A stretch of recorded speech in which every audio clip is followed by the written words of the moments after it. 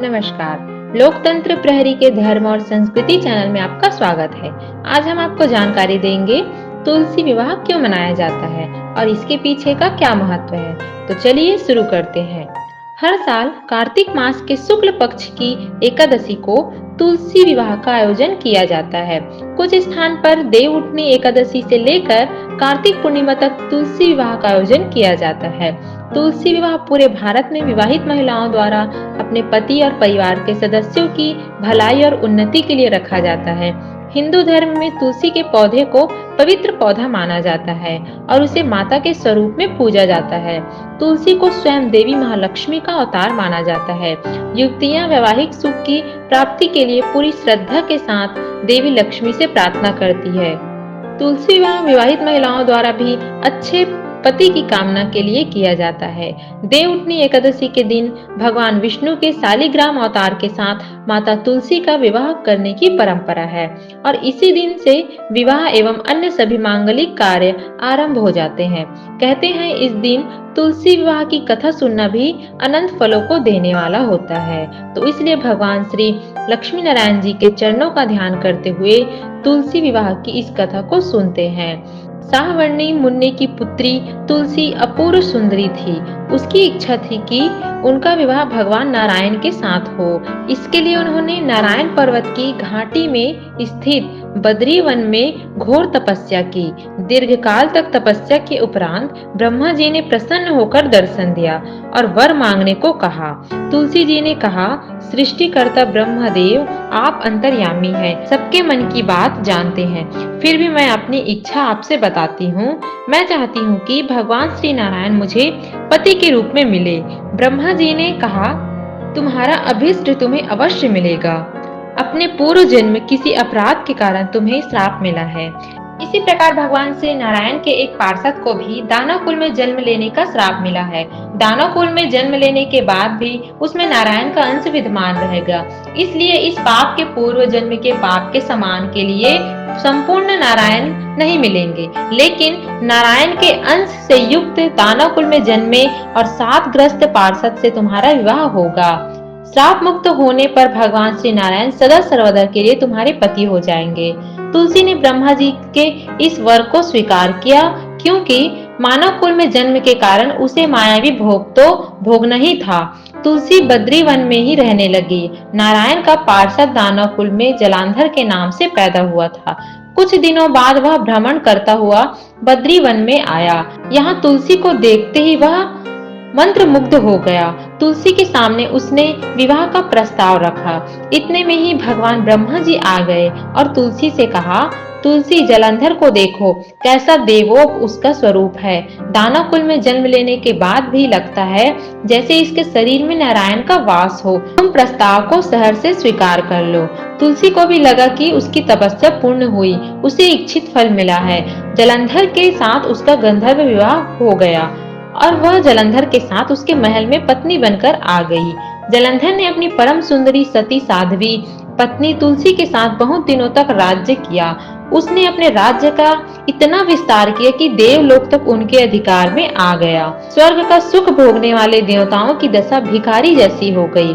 जलंधर किसी को कष्ट नहीं देता था, पर अधिकार और राज्य छिन जाने से सारे देवता मिलकर ब्रह्मा और विष्णु शिव जी के सभा में गए तथा अपनी विपत्ति सुनाई। ब्रह्मा जी ने कहा, तुलसी परम साध्वी है, उसका विवाह जलंधर से मैंने ही कराया था।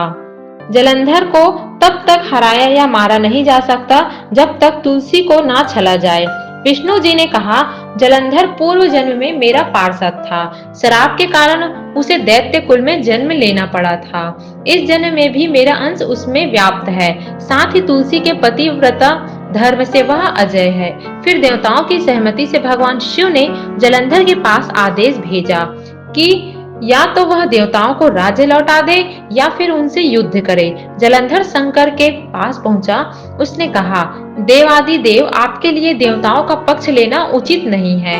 राज्य बढ़ाना हर राजा का कर्तव्य है। मैं किसी को दुखी नहीं कर रहा हूँ। देवताओं से कहिए कि मेरी प्रजा बनकर रहे। मैंने आपका कोई भी अपमान नहीं किया है। हमारा आपका युद्ध शोभा नहीं देता। अगर आप हार गए तो बड़ी लज्जा की बात होगी। मैं हार गया तो आपकी कृति बहुत अधिक नहीं बढ़ेगी। भगवान शंकर फिर हंसने लगे।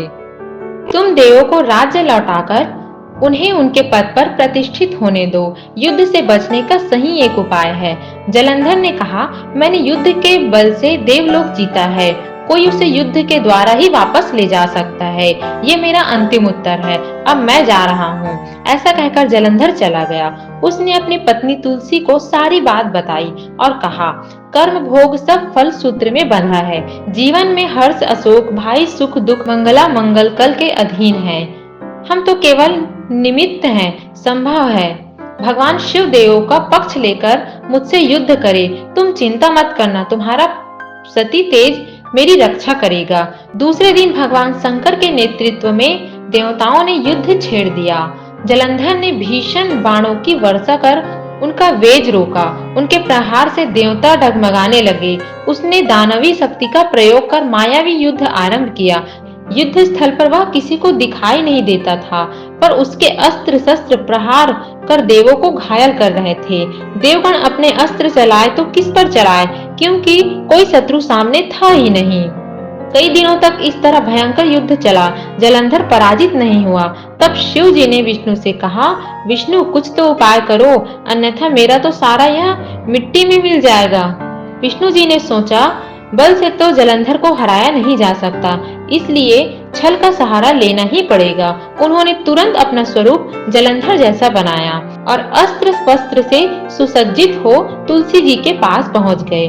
बोले, प्रिय मैं युद्ध जीतकर आ गया। सारे देवता भगवान शंकर समेत हार गए। इस खुशी में आओ, मैं तुम्हें अपने अंग से लगा लूं। पति को प्रत्यक्ष खड़ा देख तथा विजय का समाचार सुन वह दौड़कर मायावी जलंधर के गले लिपट गई। इस प्रकार पति पत्नी दोनों ने आलिंगन होकर खूब खुशी मनाई। पर पुरुष के साथ इस प्रकार के व्यवहार से उसका सती तेज नष्ट हो गया। उसका सती तेज जो जलंधर के कवच के रूप में रक्षा कर रहा था, वह कवच नष्ट हो गया। जलंधर शक्तिहीन हो गया। यह जानते ही भगवान शंकर ने अपने त्रिशूल से प्रहार किया। त्रिशूल के लगते ही जलंधर जलकर भस्म हो गया। जलंधर के मरने को जानकर विष्णु अपने असली रूप में आ गए। सामने अपने पति जलंधर के स्थान पर भगवान विष्णु को खड़ा देख तुलसी बहुत विस्मित हुई। उनको पता लग गया कि स्वयं नारायण ने उसके साथ छल किया है। क्रोध में आकर तुलसी जी ने श्राप दिया, एक सती स्त्री का सतीत्व भंग करने के अपराध में तुम हृदयहीन पत्थर हो जाओ। विष्णु जी ने तुलसी के श्राप को सिरोद्धार कर कहा, देवी तुम्हारे तथा जलंधर के कल्याण के लिए मुझे ऐसा करना पड़ा। तुम दोनों को श्राप मुक्त करना था। तुम भी अब अपना शरीर त्याग कर तुलसी विरह के रूप में जन्म लोगी। मैं शालिग्राम पत्थर बनूंगा। मेरे शीश पर तुम आदर से विराजमान होगी। तुम्हारे पति की हड्डियों के चूर्ण से शंख की उत्पत्ति होगी।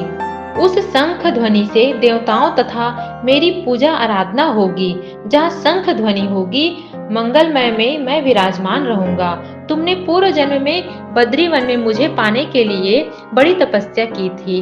अब अगले जन्म में मैं नारायण प्रस्तर के रूप में बद्रीनाथ वन में स्थापित होगा और मेरी पूजा अर्चना फल फूल से न होकर तुम्हारी तुलसी से होगी। मेरे शीश पर विराजमान होकर तुम मुझसे भी ऊंचा पद प्राप्त करोगी। बोलिए श्री नारायण लक्ष्मी नारायण भगवान की जय। उम्मीद करती हूँ आपको यह वीडियो पसंद आई होगी। यदि आपका कोई सवाल या सुझाव है तो कमेंट बॉक्स में अपना कमेंट जरूर दीजिए। अगर आपको यह वीडियो पसंद आई है तो लाइक शेयर और सब्सक्राइब जरूर कीजिए।